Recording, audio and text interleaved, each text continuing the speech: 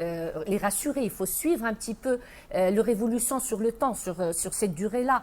Donc c'est très important quand même de faire, quand on sait qu'on a un enfant fragile, il faut l'accompagner pendant cette période parce que ça va déterminer son retour à l'école, ses capacités à vaincre l'angoisse. Autre point, et ça on l'a tous vécu depuis le début du confinement, les enfants et les adolescents de manière plus générale passent beaucoup plus de temps sur Internet et donc forcément sur les réseaux sociaux, sur les jeux en ligne.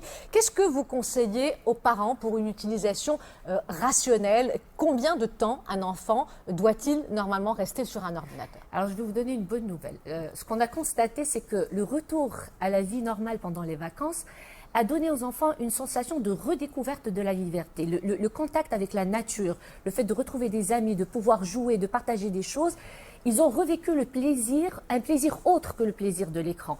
Et les enfants le verbalisent, c'est-à-dire qu'ils en ont eu finalement un petit peu marre des écrans et ils se disent maintenant, super, il y a autre chose. Ce que les parents doivent justement utiliser actuellement pour entretenir ce plaisir redécouvert.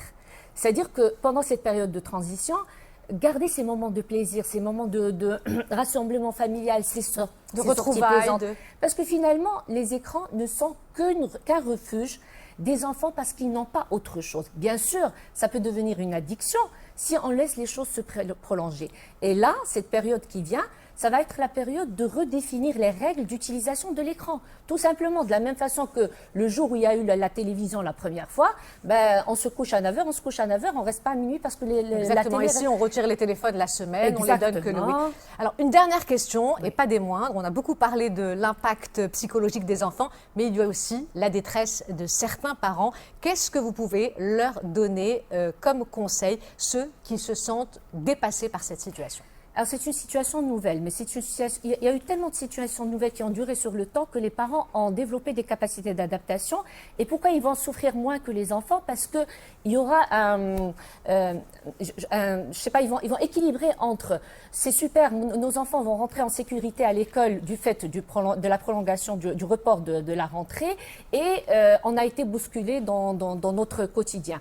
Donc, ce qu'on leur donne comme conseil, c'est d'utiliser cette période comme période de transition, de garder le cap, d'essayer d'équilibrer un petit peu les rythmes de vie des enfants, les rythmes du sommeil, les rythmes des activités de la journée, les moments des repas.